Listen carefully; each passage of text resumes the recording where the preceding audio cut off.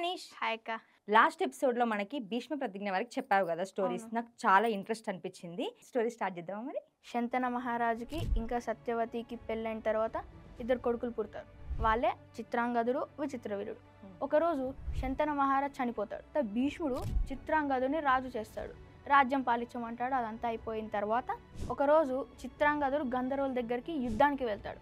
అక్కడ గంధర్వులు చిత్రాంగదుని మాయ చేసి చంపేస్తారు. దాని తర్వాత సత్యవతి భీష్ముని పిలిచి మనం విచిత్రవీరుడికి ఎలాగన్నా పెళ్లి చేయాలి అని అనుకుంటారు. అప్పుడే కాశీరాజు వాళ్ళ ముగ్గురు కూతుల్ని స్వయంవరం ప్రకటిస్తారు. అప్పుడు ఈ భీష్ముడు విచిత్రవీరుడు స్వయంవరం దగ్గరికి వెళ్ళి గెలిచి అంబిక అంబాలికని తీసుకొస్తూ ఉంటాడు. అప్పుడు కాశీరాజు పెద్ద కూతురైన అంబ భీష్ముడితో ఇలా అంటుంది, నాకు శల్వుడు అంటే చాలా ఇష్టం, నేను అది చేసుకుంటే అతన్నే చేసుకుంటా అని భీష్ముడితో చెప్తుంది.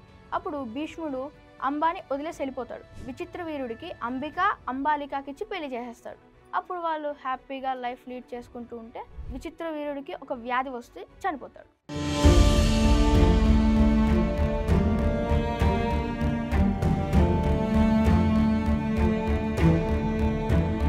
చూసారు కదా మహాభారతం స్టోరీస్.